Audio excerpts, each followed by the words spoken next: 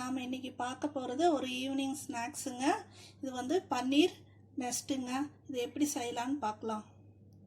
உருளைக்கிழங்கு வேக வச்சு தோல் உரிச்சிட்டு நல்லா மசிச்சுக்கலாம். இப்போ வேக வச்சு எடுத்துருக்கிறேன். இது இப்போ மசிச்சுக்கலாம். பாருங்கள், உருளைக்கிழங்கு நல்லா மசிச்சுக்கிட்டோங்க. அதில் வந்து ஒரு பெரிய வெங்காயம் நல்லா பொடியாக கட் பண்ணணுங்க. அப்புறம் கொஞ்சமாக கொத்தமல்லி தழை, அப்புறம் பன்னீர் வந்து 200 கிராம் பன்னீர் இருந்ததுன்னா 150 கிராம் பன்னீர் இதில் போட்டுடணும். பாக்கி 50 கிராம் வந்து முட்டை செய்யறதுக்கு வச்சுக்கலாம். துருவி போட்டுக்கோங்க பன்னீரை.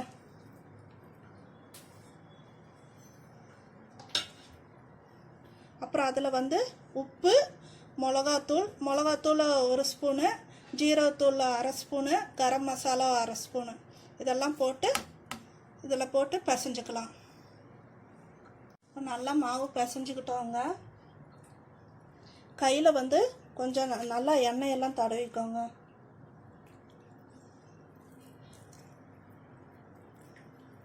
கொஞ்சமாக மாவு எடுத்துக்கோங்க.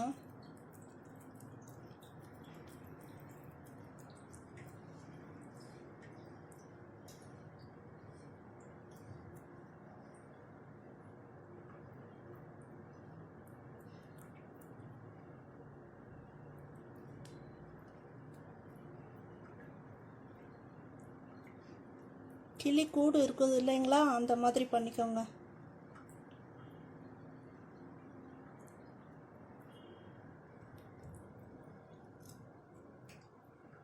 பாருங்க, இந்த மாதிரி இருக்கும். பாருங்க, தட்டில் வந்து நல்லா எண்ணெய் தடவினதுக்கப்புறமா இந்த மாதிரி செஞ்சு வச்சுக்கோங்க. இது வந்து ஃப்ரிட்ஜில் ஒரு 10 நிமிஷம் வச்சு எடுத்துக்கலாங்க. பாக்கி 50 கிராம் பன்னீர் இருக்குது இல்லைங்களா, அதில் வந்து உப்பு, அப்புறம் ஒரு 1/4 ஸ்பூன் மிளகுத்தூள், அப்புறம் சின்ன ஸ்பூனில் 1 ஸ்பூன் கார்ன்ஃப்ளவர் இதெல்லாம் போட்டு பிசைஞ்சுக்கலாங்க. இதெல்லாம் நல்லா கலந்துக்கிட்டோங்க. இதிலிருந்து குட்டி குட்டி பால் அந்த முட்டை ஷேப்புக்கு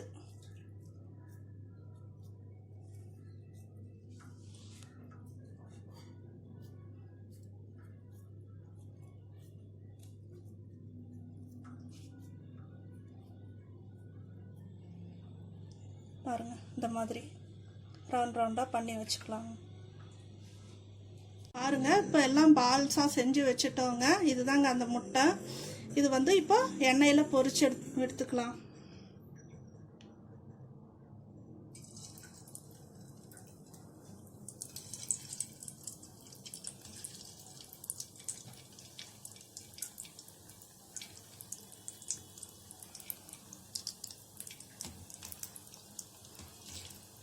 எண்ணெய் கொஞ்சம் சிம்லேயே வச்சுக்கோங்க.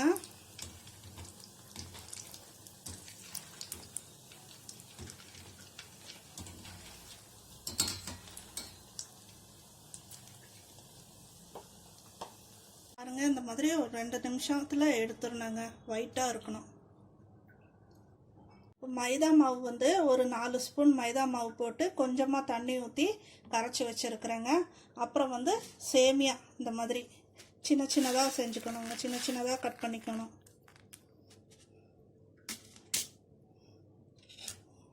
பத்து நிமிஷம் ஆயிடுச்சுங்க. ஃப்ரிட்ஜில் இருந்து எடுத்துட்டேன். இப்போ இதை எப்படி பண்ணலான்னு பார்க்கலாம்.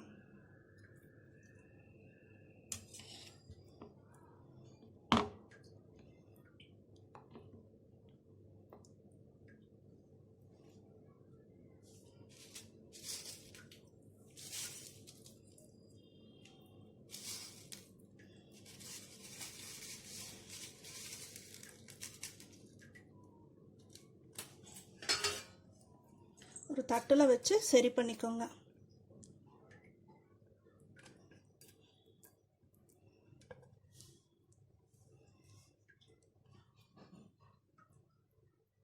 இந்த மாதிரி எல்லாம் பண்ணி வச்சுக்கலாங்க. இப்போ இது செஞ்சு வச்சுட்டோங்க. இப்போ இதை எண்ணெயில் போட்டு பொரிச்சு எடுத்துடலாம்.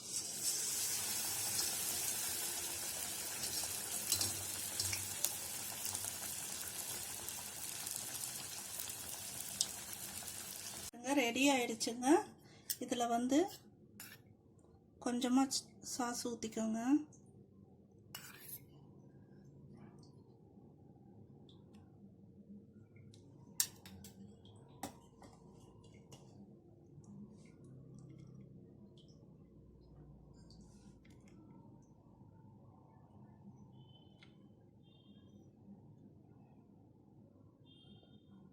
ரெடி ஆயிடுச்சுங்க. இதை எல்லாரும் செஞ்சு பாருங்கள். எப்படி இருக்குன்னு கமெண்டில் சொல்லுங்கள். எங்கள் சேனலை சப்ஸ்கிரைப் பண்ணுங்கள். நன்றி, வணக்கம்.